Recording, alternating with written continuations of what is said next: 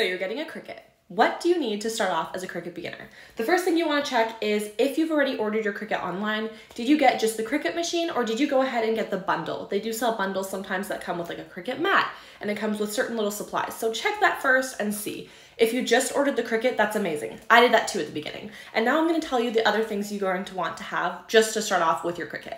Depending on which Cricut machine you get, you might get a little bit smaller of a mat if you have the Cricut Joy. Otherwise, the Cricut Maker and the Cricut Explore family have the 12 by 12 mats are the standard ones. They also have other sizes and other colors. I would suggest you go for the green mat first. It is the standard grip one. It's essentially the middleman and it's the one you're going to use the most often.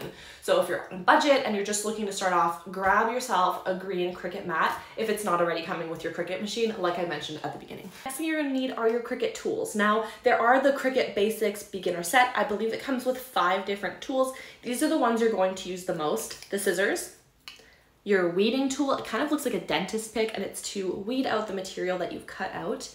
And then you have your little scraper. And all of these are used pretty much every time after your Cricut cuts out whatever you're doing. And these are what you use to remove the parts that you don't want and then transfer it and so on and so forth. So these are super important.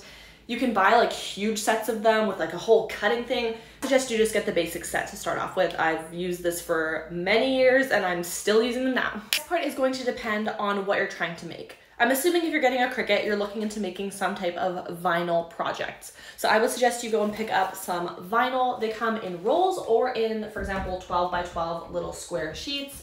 They're amazing. You can pick them up at like Michael's, Amazon. You don't even just have to get the Cricut brand. These are both other brands and I love using them. So if you're looking to make mugs and tumblers and decorate things at home, I would suggest grabbing some vinyl. There are tons of options. And also if you're looking to make shirts, you're going to want to look for heat transfer vinyl, which is also called iron-on or HTV. So check out those and then we can talk about supplies you'll need for that specifically because you would need some type of heat press or heat source if you're looking to make heat transfer vinyl projects. Lastly, if you're looking to make vinyl projects, like I just mentioned, you're going to want to pick up some transfer tape. There are other options than just the Cricut transfer tape, and the Cricut one is a little bit tricky to use for beginners. It is super sticky, and sometimes your decal and your vinyl just gets stuck on there. So check out my other tips for transfer tape over on my TikTok, and don't forget to follow for tons more Cricut beginner tips. That's so exciting, and I'm wishing you the best of luck on your new Cricut.